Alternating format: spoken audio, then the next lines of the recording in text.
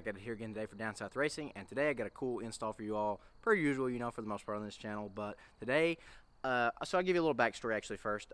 So as you all know, I recently done some drag springs on my car, or maybe not, I don't know, but I talked about it for sure. Ended up not making a video about it because it was something that it was an install me and my buddy did, just as kind of out of the blue. Just we did half and half because you have to have a spring compressor for the front, and we kind of forgot about that at first. And so, yeah, rookie mistake, I know. But we put the back ones on, then the front ones on. But I don't know. I'm sure you all have seen the car. I would hope at least. But now you can definitely see that there's less wheel gap. So, but as a result of putting drag springs, which help the car squat at the drag strip, the handling has become slightly worse. I wouldn't say crazy bad because the car's lower and it's, you know, got a lower center of gravity, but the front's definitely got a little bit of play in it. So what I have done is I have ordered this Ford Performance Strut Tower Brace from American Muscle. As you all know, I normally order everything from Lethal, but I ordered this and some Boss 302 blue coil covers, just something, you know, cheap to spice up the engine bay. Kind of bland, you know, at this point, really nothing special about it. And this came in today. The other piece should be here tomorrow. So hopefully this strut tower brace right here will give me somewhat stock feeling of handling, but I'm going to go through with you all basically everything you need to do or know to install this, what you need to have to install this, and basically, you know, my impressions on it. So first things first, you got to take your battery cover off. Then you got to take your positive terminal cable off. It's a 10mm, so we'll do that first. Then basically you got to remove all those push pins across the back edge. The instructions, I believe, tell you to remove the wiper blades and everything else, but we're going to try to get away with not doing that. I think you got to remove this stock piece right here. So I don't know, you think you got to have a 15mm deep socket, a normal 13mm, and a plastic push pin removal tool, which is real simple. I got this thing right here off Amazon, this little kit. It just basically, you know, pries up when you clip together like that, and makes life a lot easier for you. But first things first, got to remove this positive terminal cable, so let's do that. Alright guys, so like I said, it's just a 10mm bolt. Just move it out of the way right here. Then you can get started on those plastic push pins, and I'll show you like with one right here. They're pretty easy, but they're not, you know, the simplest things in the world, because you gotta kind of be careful about like how you, so you kind of gotta get like a little, like press it down just a little so you can get like in between. I might not even be able to do it. There we go. But like that, and then you just kind of do like that. Pull that all the way up. Then you should be able to, there you go, just like that. So it's real simple like that. So basically there's 1, 2, 3, 4, 5, 6, I do believe, that you should have to remove. Then we'll move on after that. But it's pretty simple, guys. Alright guys, so next thing, you can either take off these, which you'll need a deep socket 15 for, or there's 3 of these 13s right here. There's one right here that's visible, and there's 2.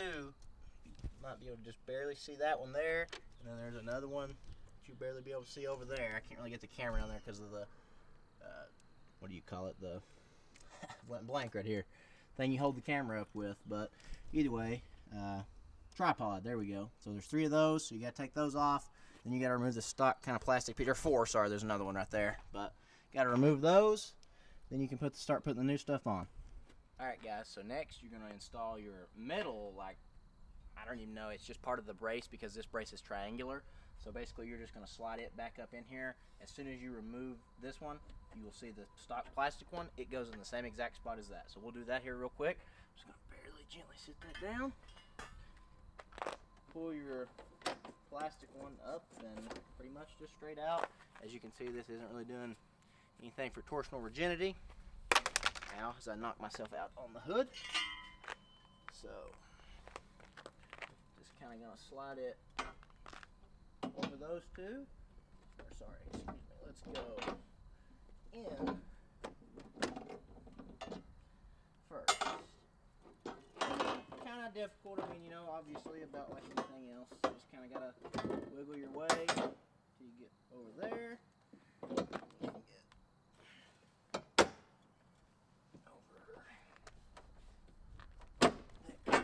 Go.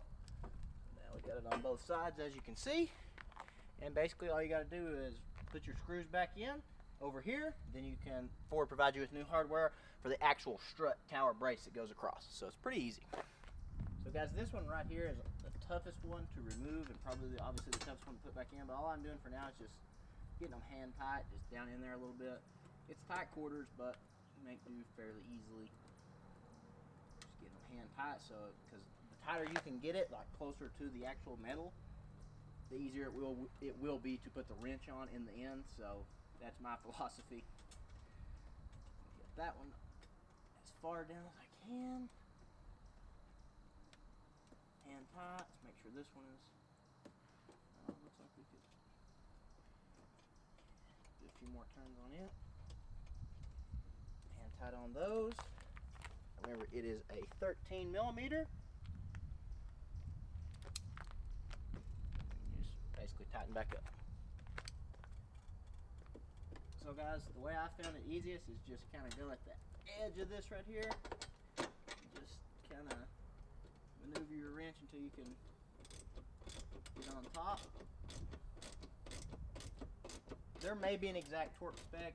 If there is, I will look on the sheet and I will put that in here up on the screen. But as we like to say on this channel, Ugga Duggas, just as tight as you can get it, the better it's going to be. There we go. Same deal, get that out of there. This one's not that bad at all. You just pull this up just enough.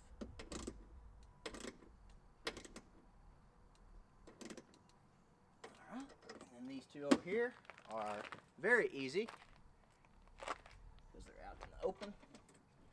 So you just basically get those started and then go to town with the wrench.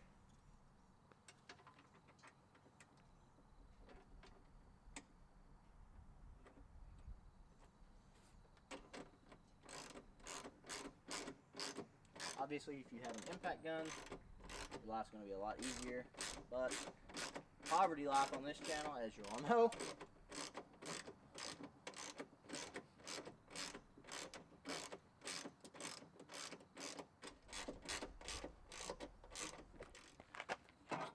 alright guys, so obviously the next piece is the strut tire brace itself. Pretty cool. It says Ford Performance. I don't know if the camera will focus, but it's black powder coated. I mean, obviously you can have it basically powder coated anything you want. You just have to remove this little plaque right here. But I think the black looks pretty cool, so really and truly all you do is just lay it across and it will go down. And then Ford Performance provides you with new nuts right here. So basically just throw those on, and like I said, again, I will show you all a torque spec if there is one. I'm not sure yet. I will torque them down possibly after the video or during the video, but I'll throw it up on the screen for you all just in case. So that's pretty much it, guys, and then you're ready to go. Alright guys, all that's left now is basically put those 6 push pins back in, but as you can see, brace looks really good, I think, at least. You know, I mean, you got the Ford Performance logo there right on top of the manifold. Something else I like about the 18 manifold, it clears under this. I don't think a GT350 manifold will. Something the way, I don't know, I think you have to get the actual GT350 strut tire brace, which is just something like $100 more. Could be wrong on that, but don't quote me. But I do not believe this will clear that. I know it clears stock and 18, obviously, because they're very similarly designed, but I do not believe it will clear a GT350. Obviously will not clear a Cobra Jet or a Boss, so just something to note. Alright guys, then last on my list at least is to tighten back up the battery terminal. Just make sure it's snug on there. Need to be crazy tight, but just get it on there. It won't come off, and then put your cover back kind of how it's supposed to go there. For the most part, how it's supposed to go. Put my battery cover back on, my little screw-in pins that go on that, and pretty much you're good to go. Then we'll take her for a drive. Alright guys, so we're on a little back road right here, and I'm just going to give you my literal initial impressions. I actually had to go get a little deep socket to further tighten them up. It looked like I had them tight, but I didn't once upon further inspection. So note to self, you need a 15mm deep socket, and other than that, guys, it's a really simple install. Super, like, very first impressions, like just sitting here, like, I don't know if you all can, but like the steering is way stiffer. Like, feels like it went kind of like back to stock. When I put the lighter wheels on, the SVEs from the stocks, the steering got a lot lighter, obviously as it should, because it wasn't having to work as hard because of the lighter wheel. But this right here has definitely stiffened it up, and now the handling definitely does feel very similar to stock. We're going around a pretty good curve right here. I mean, I'm going 40 miles an hour. Probably should not be going that fast. It definitely feels a lot better, guys. So just, you know, upon initial improvements, obviously I will update you all as, you know, time goes on. But I mean, I'm going around kind of a long sweeping bend right here. Braking, let's see how that feels. You know, obviously feels about like it did stock, if I'm 100% honest now, which is what I was going for. And like I said, when I want to go to the track, it's just 4 bolts. It'll be a quick right off. And, you know, the brace is about 21 pounds, I do believe is what American Muscle quoted it as. So, you know, I did not measure to confirm that, but that's about what it feels like. Each piece feels like they're about 10 pounds. Maybe the, like the cowl part of it, I believe is what it's called, because it goes up on, like, the cowl. But it like that makes a triangle. It feels like it's a little heavier than the actual brace itself, but it's a little bit bigger piece. So obviously, you know, not going to be saving a whole lot by just taking the strut tower part off each time. So, you know, but this year I do plan on removing the front seat from the car. Again, though, guys, I mean, it's going around another curve. The car feels a lot like stock. It doesn't seem like it has to, like, it doesn't have that floaty feeling as much. And so that's definitely what I was going for.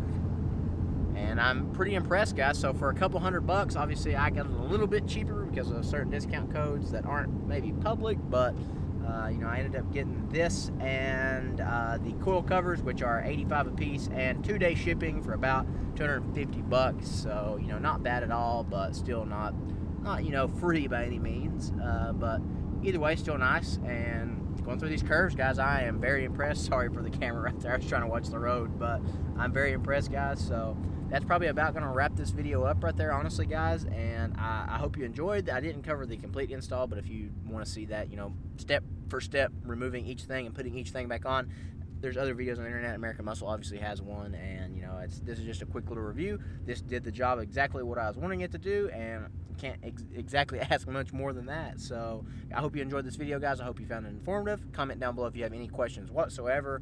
You know, maybe I could help you all out on pricing a little bit with a code or something like that. But other than that, guys, once again, I just hope you enjoyed. I hope you found this informative. Hopefully by the time this video goes live, we have crossed 5,000 subscribers. We were just 3 or 4 away earlier. So sorry, guys, the card got full there. But just back to what I was saying, guys, just thank you for the continued support. You know, we should have crossed 5,000 after this video goes live. So I just can't say thank you all enough, you know, for that. And I hope to continue to grow this year. I hope to put out great content, and I hope you all will stick around. But guys, until next time, that's probably going to do it. Next video will definitely, we'll put the cool covers on and update you on the strut tower brace, and hopefully we can find something else to do. But until then, guys, peace out. Hope you all had a great day.